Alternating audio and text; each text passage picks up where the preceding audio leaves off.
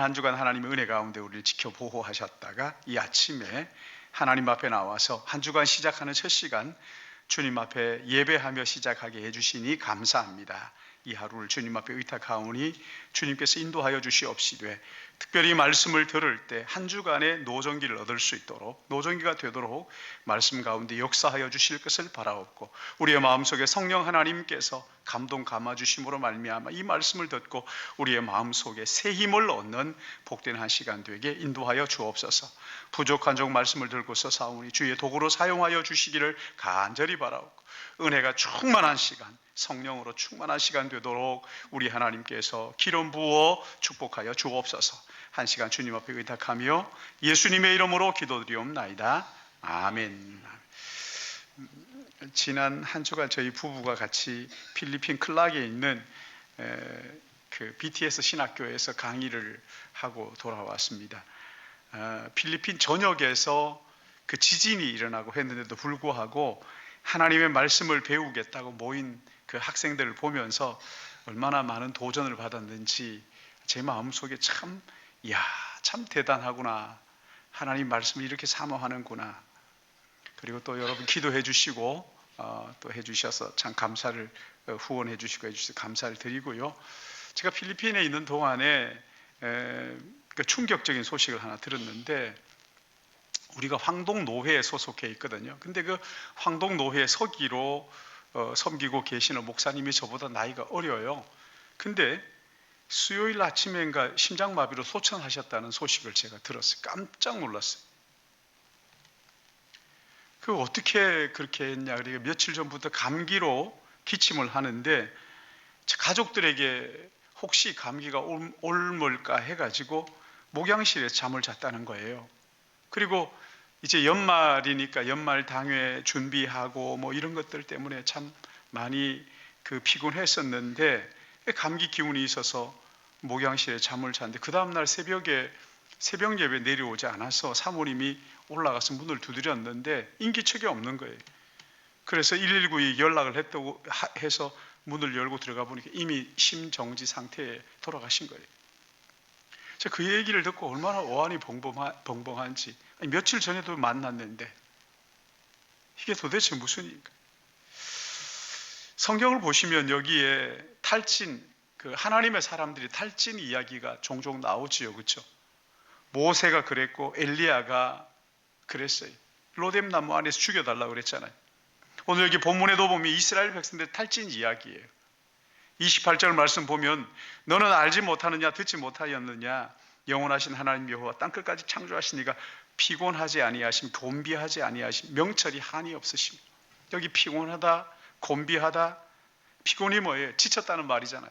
곤비하다, 이 말은 기진맥진했다는 말이에요. 둘 다 탈진을 설명하는 단어들이 있지요. 오늘 여기 처음 이 본문을 대하는 독자들은 바벨론에 끌려간 이스라엘 백성들, 포로로 끌려간 이스라엘 백성들이었어요. BC 540년경에 유대인들이 바벨론으로 끌려간 지 70년이 지났을 때 이제 해방의 기미가 아직도 전혀 보이질 않는 거죠. 어린 아이들 때 끌려갔던 사람들이 이제 70대 노인이 됐어요. 이스라엘 백성들을 생각하는 거죠. 이제 이렇게 내 인생이 끝나는구나. 탈진이 온 거죠. 성경은 하나님의 백성인 우리를 지치지 않는 독수리다 이렇게 말씀을 하셨어요. 근데 지금 이스라엘 백성들은 탈진이 온 거죠. 기진맥진한 거예요. 힘을 못 쓰게 된 거죠. 근데 오늘 여기 본문 31절 말씀 보시면 하나님 우리가 그냥 그렇게 독수리로 그렇게 기진맥진하고 탈진한 모습으로 있는 것을 원치 않으시고, 우리 31절 같이 한번 다시 읽어볼까요? 시작. 오직 여호와를 앙망하는 자는 새 힘을 얻으리니 독수리가 날개치며 올라감 같을 것이요 다른 박질하여도 곤비하지 아니하겠고 걸어가도 피곤하지 아니하리로다. 새 힘을 주시겠다, 새 힘을 주시겠다, 이렇게 약속을 하시는 거잖아요. 이 연말 연시에 자칫 분주하기 쉽고 지치기 쉽고 곤비하기 쉬운 이럴 때 하나님께서 이 말씀 우리에게 주시는 것이구나 라는 생각을 하는 것이죠. 여러분, 왜 탈진이 옵니까? 탈진이 오는 이유가 뭐예요? 여러 가지 이유가 있겠지만 먼저는 과도한 그 업무 스트레스 때문이지요. 이 스트레스는요, 없으면 안 되는 거거든요, 사실은. 우리 인간의 정서에 부과되는 그런 압력이, 일정한 스트레스가 우리에게 있어야 돼요. 안 그러면 사람이 푹 처지게 되잖아요. 일정한 스트레스가 있어야 되는데, 근데 자기의 능력을 초과하는 스트레스가 지속적으로 계속되면 탈진이 오는 거지. 탈진이 오면 어떤 일을 하려는 의지가 약해집니다. 그리고 자꾸만 우울해지고, 그래서 여러 가지 질병의 원인이 되기도 하는 거죠. 과도한 스트레스를 관리하지를 못하면 어느 날 우리에게 탈진이 찾아오는 거예요. 그런가 하면 또 하나의 원인은 뭐냐면 감성의 고갈이에요. 우리는요, 그냥 사무적이게 그렇게 일하는 걸로 만족하는 사람이 아니고 감정이 있어요, 감정. 우리의 몸에 보이지 않지만 감석이라는 게 있어서 이 감성이 일정한 상태를 유지해야 됩니다. 그래야요, 말할 때에도 선한 말을 하는 겁니다. 착한 말을 하게 되고, 예쁜 말을 하게 되고, 따뜻한 말을 하게 되고. 근데 이 감성의 탱크가 비어버리면, 이게 감성의 탱크가 비면 말하는 모든 게 그게 감정이 실려가지고 비수처럼 다른 사람들에게 상처를 주는 거예요. 서로 상처를 주고받는. 여러분, 이게 감성이 비어 있어서 그런 거예요. 감성이 채워져야 되는 거죠. 모세가요, 백성들이 원망하고 불평해도 그걸 다 받아내잖아요. 근데 어느 날 이 감성이 메말라요. 그자 백성들이 찾아와서 고기를 달라고 말하니까 민수기 11장 15절을 보시면, 주께서 내게 이같이 행하실진대 구하옵나니 내게 은혜를 베푸사 즉시 나를 죽여 내가 고난당함을 내게 보지 않게 하옵소서. 죽여주십시오. 이렇게 나오는 거죠. 여러분, 이건 제정신에 하는 말이 아니라 감성이 고갈될 때 그렇게 얘기하는 거거든요. 그런가 하면 또 하나의 원인은 우리가 세웠던 목표가 이루어지지 않을 때 탈진을 경험하게 되는 거예요. 목표를 세우고 열심히 달려왔는데 그 목표가 좌절될 때, 그럴 때 탈진이 오는 거란 말이에요. 여러분, 엘리야가 850대 1로 싸워가지고 이겼죠. 근데 그 다음날 광야 로뎀 나무 아래에서 뭐라고 말합니까? 이만큼 했으니까 됐으니까 나를 죽여주십시오. 그 이유가 뭐예요? 바알과 아세라의 그 종들과 싸워서 이겼는데, 그렇게 이기면 백성들의 마음이 하나님께 돌이킬 줄 알았어요. 근데 자기의 생각대로 되지 않았던 거예요. 오히려 이세벨이 엘리야를 죽이겠다고 특공대를 조직해가지고 너 가만두나 봐라. 그러자 거기에서 엘리야가 무너지고 마는 거죠. 탈진을 경험하는 거예요. 기대가 무너지고 목표가 좌절될 때 우리의 삶에 탈진이 찾아오는 거란 말이에요. 또 하나의 탈진의 원인은 뭐냐면 비교의식이에요.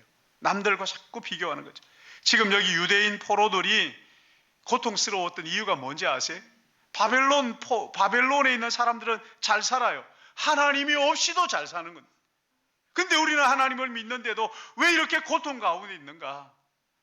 자꾸만 그 가운데 또 하나님을 믿기를 포기하고 바벨론 사람처럼 살아가는 사람들은 잘 되는 것 같은데 자기는 안 되는 것 같은 거지.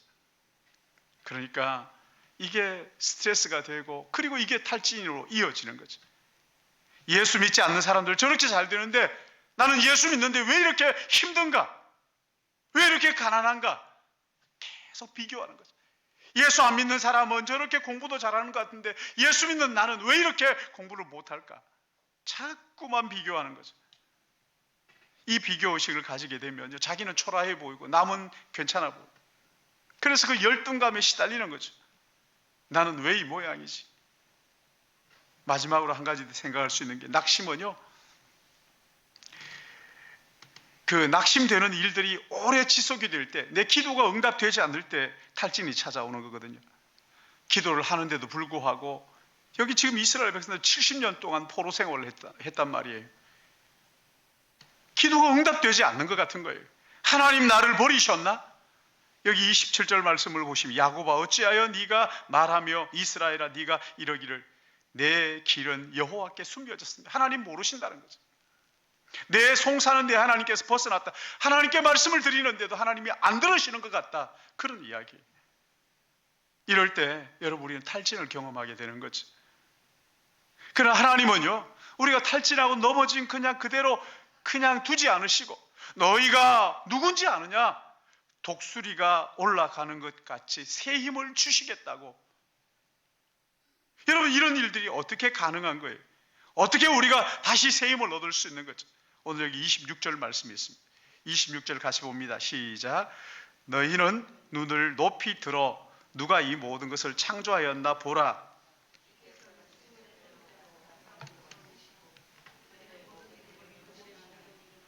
그의 권세가 크고 그의 능력이 강함으로 하나도 빠짐이 없느니라. 아멘. 여기 보시면 26절에 탈진한 성도들에게 새 힘이 어디로부터 오는 것인가를 분명하게 말씀을 하고 있는 것이죠. 나의 이름을 아시고 부르시는 하나님, 그 하나님을 만날 때 우리 새 힘을 얻게 된다, 이렇게 말씀을 하시는 거죠. 여기 만상이 뭡니까? 그 영어 성경에 보면 이 만상이 별이에요. 별, 하늘의 별들을 이끌어내신다. 그리고 그 하나하나의 별들의 이름을 하나님이 다 부르신다, 이렇게 말씀하시잖아요. 여러분, 보통 하늘에 있는 별이 몇 개인지 아세요? 아무도 몰라요. 예전에는 별이 눈으로, 육안으로 볼 수 있는 게 한 3천여 개가 된다, 그렇게 얘기를 했는데 갈릴레오가 만원경을 만들고 나서는 3만 개로 늘어납니다. 하늘의 별들이 3만 개가 있다.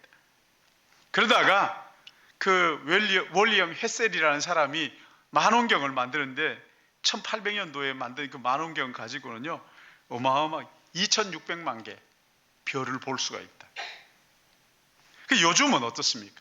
고도로 발달된 이 만원경을 가지고 수십억 개, 2600만 개의 별들이 수십억 개의 그 군상이 있다고 그렇게 이야기를 하는 거잖아요. 우린 다 모른다. 너무 많다. 근데 여기에서 뭘 말하는 거예요? 별들이 많은가 아닌가를 묻는 거 아니잖아요. 하나님은 그 모든 수십억 개가 되는 별들의 그 군집된 것이 수십억 개가 얼마나 되는지 우리는 다 알지 못하지만, 그는 하나님께서 그 모든 이름들을 다 아신다. 하나님 별의 이름을 아신다는 말씀이에요? 아니잖아요. 오늘 우리 여기 지구상에 있는 70억 넘는 이 사람 하나하나를 우리 하나님께서 아시고 그 이름을 아시고 부르신다. 그렇다고 한다면 하나님의 자녀로 부르심을 받은 우리들의 이름 주님이 모르시겠냐는, 나의 형편과 처지를 하나님이 정말 모르시겠냐는 거예요. 나는 너의 모든 것을 알고 있단다. 너의 형편과 처지와 너의 마음과 너의 말과 너의 생각까지 내가 헤아리고 있다, 말씀하시는 거죠. 오늘 여기 41장 14절 말씀을 보시면 뭐라고 얘기하냐? 버러지 같은 너 야곱아. 이스라엘 백성들이 자기를 그렇게 생각한다는 거예요. 나는 벌레다, 아무짝에 쓸모없다. 버러지 같은 너 야곱아, 너희 이스라엘 사람들아, 두려워하지 말라. 나 여호와가 말하노라. 내가 너를 도울 것이라. 두려워하지 말라. 내 구속자는 이스라엘의 거룩한 이인이라. 지금 이스라엘 사람들이 자신을 벌레라고 생각하는 거예요. 아무짝에 쓸모없습니다. 그렇게 생각하는 거죠. 근데 하나님은 뭐라고 말씀하신다고요? 15절 보시면 보라, 내가 너를 이 날카로운 새 타작 기계로 삼으리니 네가 산들을 쳐서 부스러기를 만들 것이며 작은 산들을 겨같이 만들 것이라. 나는 벌레예요. 아무짝에 쓸모없어요. 그러는 이스라엘 백성들에게 하나님께서 아니야, 너는 새 타작 기계. 여러분, 이 타작 기계가 뭡니까? 타작 기계가 알곡과 쭉정이를 가려내는, 추수할 때 쓰이는 도구잖아요. 하나님께서 이스라엘 백성들을 너를 말이야 벌레가 아니라 타작 기계, 새 타작 기계, 알곡과 쭉정이를 가르는 타작 기계로 삼으셨다고. 누군가의 영혼을 지옥과 천국 가는 그 일에 갈라놓는 타작 기계로 삼으셨다. 네가 전하는 복음을 듣고 예수 믿으면 천국 갈 것이고, 마지막 예수 믿지 않으면 영원한 지옥으로 가게 될 것. 이 타작 기계가 알곡과 죽정이를 가리는 타작 기계로 삼았다, 이렇게 말씀하시는 거잖아요. 너희들이 얼마나 중요한지 아니? 아니, 얼마나 존귀한지 아니? 주님 말씀하시는 거죠. 하나님은 이스라엘 백성을 향한 이 비전이 여전히 진행 중이라는 거예요. 아직 끝나지 않았다는 거예요. 여러분, 이 말씀은 창세기에 요셉이 생각나게 하는 거잖아요. 요셉이 옥에 갇혔을 때 억울한 누명을 쓰고 옥에 갇히잖아요. 근데 거기에 술 맡은 관원장이 들어왔습니다. 그 술 맡은 관원장이 꿈을 해몽해 주면서 부탁을 하죠. 당신이 복귀하거든 나를 잊지 말라고, 나를 꼭 기억해 달라고. 그런데 이 사람이 나가가지고 까맣게 잊어버립니다. 2년이 지나는 동안 아무 소식이 없어요. 근데 2년이 지나자 애굽의 바로가 꿈을 꾸는데 무서운 꿈을 꾸고 그 무슨 꿈인지를 알지를 못하잖아요. 그래서 해몽한 사람들을 찾아가지고 했는데 아무도 해몽을 못하는 거예요. 그래서 다 죽게 생겼을 그때에 거기에 보시면 오늘 내가 내 죄를 기억하나이다 하면서 2년이 지나가지고 생각을 기억을 한 거예요. 근데 여기에 보시면 술 맡은 관원장이 요셉을 기억했다 하는 이 내용에 기억했다는 말이요, 수동태예요. 수동태가 뭡니까? 이게 자기가 생각해낸 것이 아니라 누군가에 의해서 생각나게 됐다는 거예요. 그러니까 하나님께서 요셉을 기억하시고 2년이 지났을 때 다시 그 꿈 해몽했던 요셉을 생각하게 하셨다는 것이죠. 하나님이 하신 것이죠. 그리고 그날 요셉이 옥에서 나와서 바로의 꿈을 해몽하고는 국무총리가 되는 놀라운 기적이 일어난 거죠. 여러분, 요셉이 왜 2년의 시간이냐? 그 이상 지나면 탈진할 것 같으니까 하나님께서 딱 적당한 때에 다시 요셉을 생각나게 하시고, 그리고 요셉의 이름을 기억하게 하셔서 나가서 국무총리로 세우시는 이 놀라운 역사. 사랑하는 여러분, 내 삶이 아무것도 아닌 것 같고 이렇게 끝날 것 같을지라도 염려하지 말 것은 우리 하나님의 놀라운 비전이 우리의 삶 속에 지금 여전히 진행 중인 것을 믿으시기 바랍니다. 하나님은 다 아시는 거거든요. 지난 목요일 날 오전에 제가 필리핀 가 있는 동안에 거의 전화 안 하시는데 우리 교회 집사님이 전화를 하셨어요. 제가 전화를 보고 깜짝 놀랐어요. 혹시 무슨 일이 있나?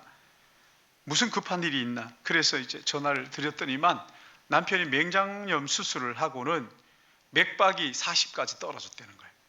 그래서 위험하다고. 아니, 맹장염 수술 아무것도 아니라고 생각을 했는데 그렇게 맥박이 떨어지면서 위험하다고. 지금 큰 병원으로 지금 가고 있는 길이라고. 그래서 깜짝 놀라서 기도하기 시작했어요. 이 본문 말씀을 묵상하고 있었던 터라 하나님 아버지, 주님 우리를 기억하여 주시고 꼭 고쳐달라고, 회복시켜달라고. 근데 이제 큰 병원에 갔더니 이상이 없다고. 그래서 그 수술한 병원에 가려고 그러다가 도저히 안심이 안 돼가지고 오히려 집으로 돌아와서 그 가료 중이라는 거예요. 그래서 참 감사하다. 토요일 어제 아침에 도착을 해가지고 전화를 했어요. 그러니까 어떻게 됐냐, 어떠냐? 그러니까 목사님 출근했어요. 그러는 거예요. 아니, 쉬어야지 출근하면 어떡해? 근데 그렇게 얘기하는데 제 마음이, 가슴이 뭉클한 거예요. 이유가 뭐예요? 나았다, 이게 문제가 아니에요. 하나님 내 기도를 응답하시는구나. 하나님 우리를 기억하시는구나. 얼마나 마음이 뭉클한지. 하나님 감사합니다. 하나님 우리의 이 보잘것없는 기도를 응답해 주시는구나. 사랑하는 여러분, 우리 하나님은 우리의 형편과 처지를 잊지 않으시고 우리의 이름을 기억하고 부르시는 것을 믿으시기 바랍니다. 아무 일이 일어날 것 같지 않은 그때에도 하나님의 비전은 여전히 우리 속에서 역사하고 계시는 것이지. 그때 제 입에서 찬양 하나가 떠올랐어요. 내 이름 아시죠? 내 모든 생각도, 내 흐르는 눈물 주님이 닦아주셨죠. 아바라 부를 때, 아버지라 부를 때 그가 내 기도를 들어주셨죠.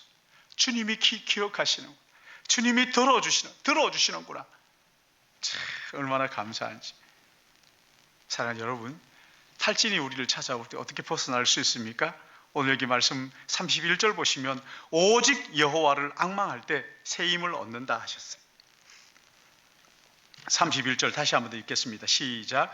오직 여호와를 앙망하는 자는 새 힘을 얻으리니 독수리가 날개치며 올라감 같을 것이요 다른 박질하여도 곤비하지 아니하겠고 걸어가도 피곤하지 않아. 할렐루야.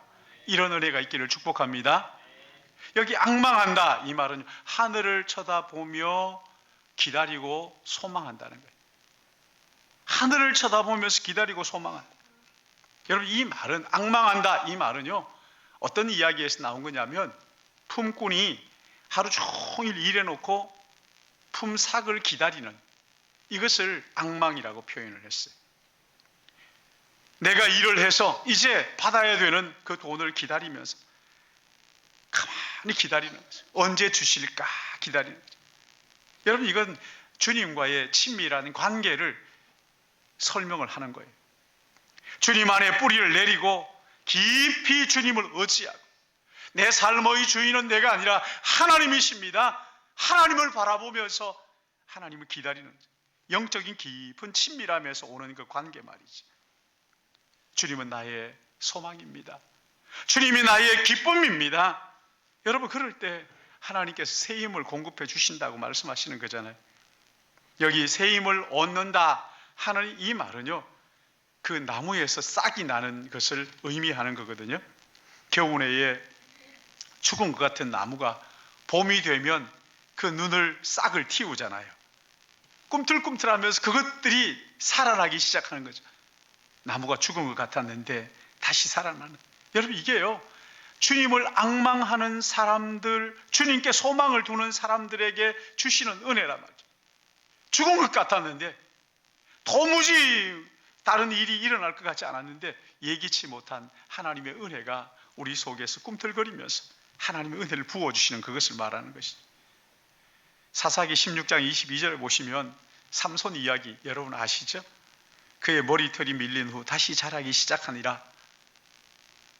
아시는 대로 삼손은 그 여성 편력 때문에 머리가 잘리고 두 눈이 다 뽑히고 블레셋 그 사람들의 구경거리가 신전에서 맷돌 돌리면서 구경거리가 됐잖아요.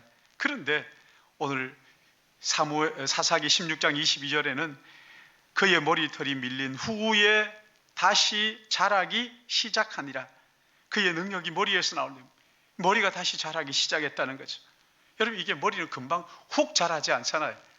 시간이 많이 걸리잖아요. 그 시간 동안 삼손이 뭐 했겠어요? 다시 하나님 앞에 회개의 기도를 드리는 거죠. 여호와를 앙망하고 하나님께 소망을 둔 거죠. 하나님 제가 잘못했습니다.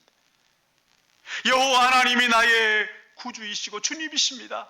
하나님을 앙망하고 여호와 하나님께 소망을 두면서 그러자 그의 머리털이 점점 자라기 시작하는 끝났 것 같았던 삼손이 여호와를 앙망하기 시작하자 다시 마지막 지금까지 살아왔던 삶보다 더 통쾌한 승리를 맛보게 하셨다는 것이지. 여러분 혹시 우리 가운데 이런 비슷한 탈진으로 인해서 내 인생이 이제 여기서 끝나는 건가? 사랑하는 여러분, 우리 주님을 앙망하시기 바랍니다. 주님과 동행하시길 바랍니다. 우리 주님이 새 힘을 주신다고요. 그 미국의 베스트셀러 작가였던 필립 얀시, 이제 고인이 됐죠. 이분이 인도 꼴까따를 간 거예요. 근데 그 어려운 사람들이 길에 즐비한 거죠. 보니까 다 죽어가는 사람들, 이런 사람이 길거리에 가득한 거예요. 도시 전체가 쓰레기 더미 같았다는 거예요. 근데 거기에서 마더 테레사하고 그 수녀들이 일을 하는데 이 사람들이 얼마나 바쁘게 살까 하고 찾아가 봤더니만 그게 아니에요. 너무 평온한 거예요. 너무 고요한 거예요. 근데 가만히 보니까 새벽 4시가 되니까 전부 다 일어나서 옷을 갈아입고는 예배당으로 갑니다. 그리고 거기에서 찬양을 하고 거기에서 기도를 하는 거예요. 그리고 하루를 시작하더라는 거예요. 그래서 이 필립 얀시가 그렇구나. 이 사람들이 이런 사람들을 섬길 수 있는 힘이 어디에서 나오는가? 하나님 앞에 날마다 가서 기도하고 찬양하고 그리고 하나님으로부터 능력을 힘입자 이것을 감당하는구나. 사람의 힘이 아니구나. 하나님이 주시는 나의 모든 생각을 다 내려놓고 내가 분주한 마음들을 내려놓고 하나님 앞에 여호와 하나님을 앙망하고 주님께 기도하며 주님과 교제하고 사귀는 거죠. 주님과 동행하는 거죠. 그럴 때 나도 모르는 힘이 하늘로부터 부어지는 것을 믿으시기 바랍니다. 그 힘이 있어야 살아가는 거잖아요. 마지막으로 한 가지 더 탈진을 극복하는 비결, 성령의 인도하심에 민감하라는 거죠.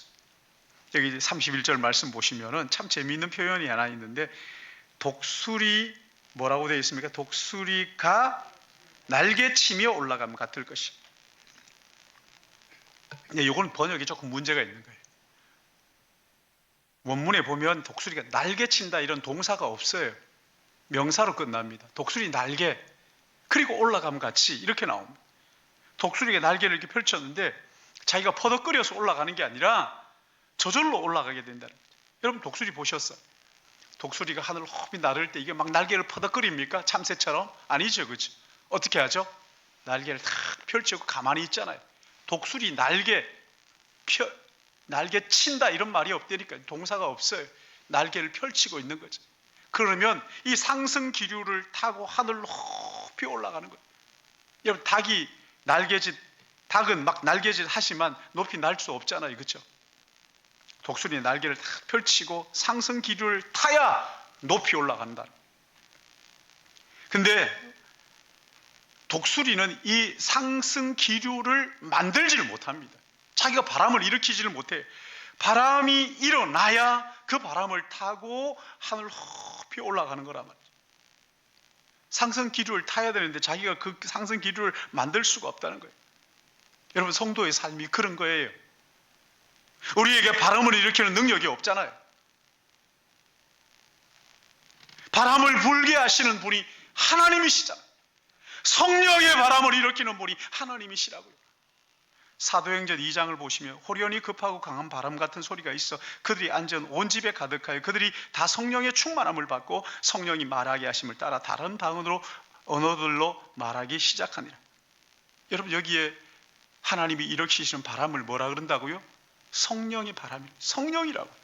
그래서 성령을 따라 행할 때 성도는 자기의 능력 가지고 사는 사람들이 아니라 성령의 능력을 따라 행할 때 독수리처럼 높이 날아오를 수 있다 말씀하시는 것이지.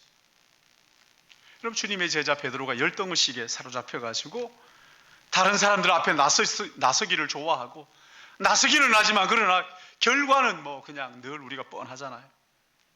근데 주님의 십자가를 질 때에도 나는 주님이 죽으시는 거기에 따라가겠다고 얘기해놓고는 십자가 지시는 그 앞에서 3번씩이나 부인을 하잖아요. 자기 믿음 하나 제대로 권사하지 못하는 그런 사람, 주님을 배신했던 사람이죠. 근데 이 사람이 오순절 성령의 역사를 경험하잖아요. 그러고 난 다음에 복음을 전할 때 3,000명이나 회개하고 돌아오는데 그 복음 전하는 이야기들을 사도행전에서 한번 보시라고요. 한마디 한마디가 그전에 하지 못했던 담대한 이야기들 하잖아요. 가는 곳마다 교회를 복음을 전하고 교회를 세우고 놀라운 역사들이 일어나는 거죠.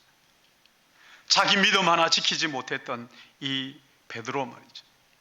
어떻게 수많은 사람들을 주님 앞으로 인도하는 능력 있는 사람으로 변화된 거예요? 성령께서 하신 거죠. 성령께서 하신 거예요. 한 소년이 바닷가에서 그 갯벌에 이렇게 있는 배를 끌어다가 바다로 끌고 가겠다고 낑낑거리지만 배가 꿈쩍도 안 하는 거죠. 아버지가 그 모습을 보고 아들아 3시간만 기다려. 아빠 3시간 어떻게 기다려? 이거 어떻게 빨리 좀 해보세요. 아니야, 네가 힘쓸 일이 아니야.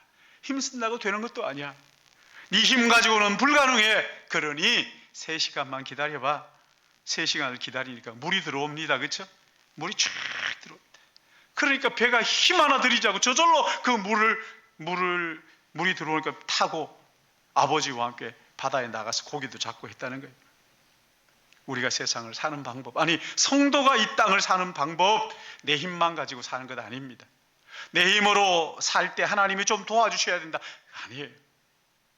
우리는 성령의 능력으로 사는 것을 믿으시기 바랍니다. 하나님이 이 성령의 바람을 불어오도록 하고 이 상승 기류를 타야 되는 거예요. 성령의 능력을 인정하고 성령이 나와 함께 하신다. 여러분 믿는 사람들의 마음속에 성령이 와 계시는 것 아시잖아요. 이 성령이 내 안에 계시는 것을 인정하고 그분을 믿고 의지하고 묻고 함께 동행하는 것이지. 여러분, 근데 성령이 우리 안에 계시지만 죄가 우리 안에 쑥 들어오면요, 이 죄를 회개하지 않으면 성령은 함께 일하실 수가 없어요. 성령의 능력을 행할 수가 없는 거예요. 어떻게 성령이 다시 일하게 하시는가? 하나님 앞에 회개하는 거예요.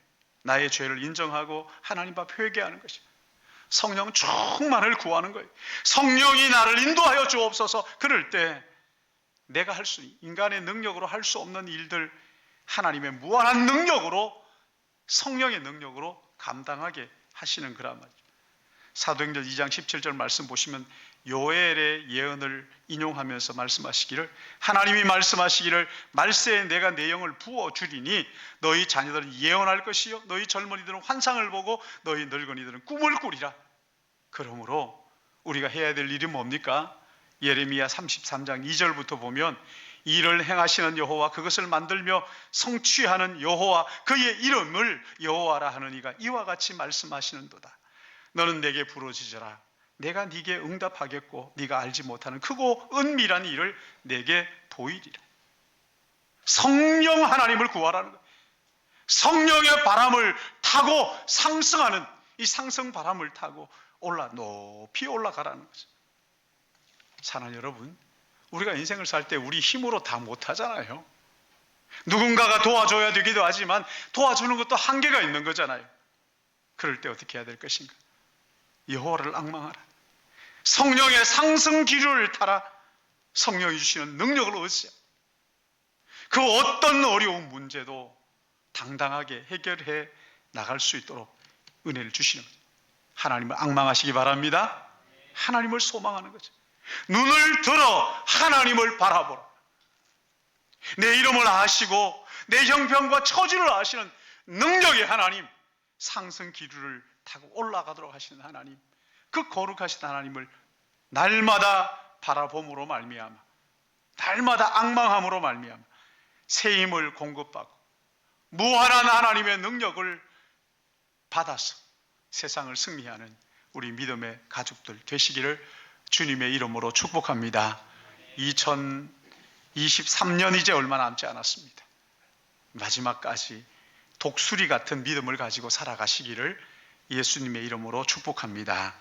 하나님 아버지, 하나님의 은혜와 사랑을 참 감사를 드립니다. 아무리 생각해도 내 능력 가지고 여기까지 온 것 같지 않습니다.